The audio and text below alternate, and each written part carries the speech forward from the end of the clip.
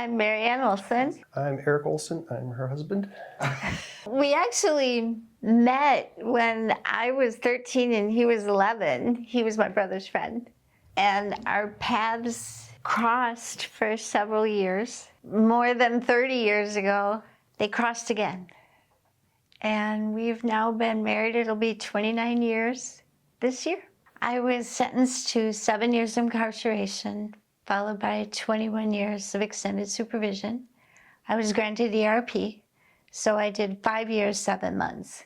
Learning to take care of things on my own, not having the support of the spouse, so to speak. Okay, I'm doing this on my own, and plus then I also have to try to take care of her down there. Support was not there. I had a lot of that from my family. Just, oh, well, you can't do this. You got to get a divorce. This ain't going to work out.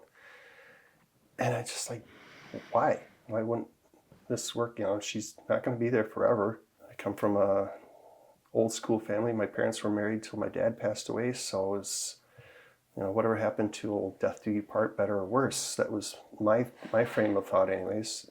I know that the term, do the time. My time did me. I struggled going in with abandonment issues. So literally every day I expected him not to be there. I was given away at birth. I expected him to leave because for years I was told I wasn't even worthy of my own first name, much the less someone like him. She's worried that, you're just going to leave one of these days. No, I'm not. It's like, she worried about everything in the house, getting it back to normal. It's like, well, it's not going to be normal. It's not going to be back to that anytime soon. So it's just like, okay, well, it's like everything else. I'm just going to take this one day at a time and just keep focusing on moving forward. And I'm not going to look back at the past of it. It's just, we just got to keep things moving, progressing, positive. Once I got connected with this work that you and I are both in, it changed my world. I left prison quieter than I did when I went in. And I went in not saying, even if I had a mouthful. It was because of an event that a colleague of ours invited me to that I spoke my truth. I shared of the anxiety and the mental anguish of living with so many years of extended supervision, struggling, understanding how to navigate that with such fear of going back to prison. Something simple like going to visit her mom up in Upper Michigan, she's got to get permission for it. So you just want to go visit family, and they could say, oh no, you can't go across the border. Just visit family. He's being nice. He hunted all his life. None of his fathers, who's no longer with us, none of the hunting rifles and shotguns that were left to him by his dad can be in our home. He had a hobby that he enjoyed and still enjoys, but can't do in our home, and that's turning honey into mead because it's an alcoholic beverage. And alcohol had nothing to do with, but that can't be done in our home.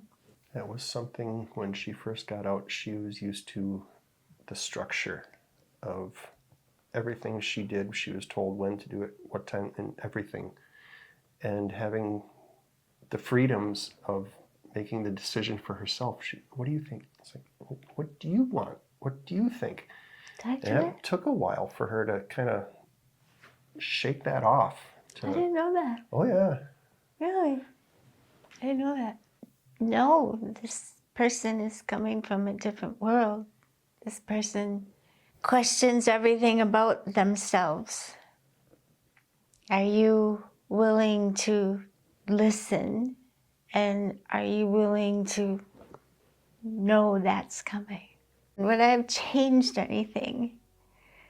It's hard to say yes because I recognize how much I took for granted that I don't take for granted anymore. The sun's brighter, the air is crisper, the sky is bluer, and has been since the day I came home. And I love him deeper. So would I lose that? I couldn't risk that. You stepped up in a way I didn't even recognize I needed you to do while I was locked up. And you did. That was huge. That was huge. And thank you. I was in the for-profit world. Money was what was my purpose. Now I understand what purpose really is. And he supports me 100%. I worked from home for 2 decades. And then I went away and then came back and worked from home again. And now I've pretty much, for all intents and purposes, gone away again. I work in Madison. We live in Oshkosh. He's the doorman at the Fox Cities meeting. He's the first person I call when it's like I feel like I'm herding cats. And the first person I call when I say, you would not believe the most amazing thing happened today. Or can't wait to get home and tell. I'm calling him on the road because I can't wait to tell him. It's an old philosophy that, you make yourself better by making others better. And that's how everybody grows. And if something doesn't change, it's dead. So you have to keep working forward on things. Supporting her is, making myself better in a sense too. Cool. Yeah, cool.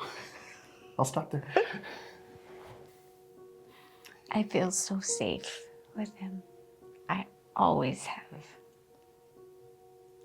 I feel safe with him.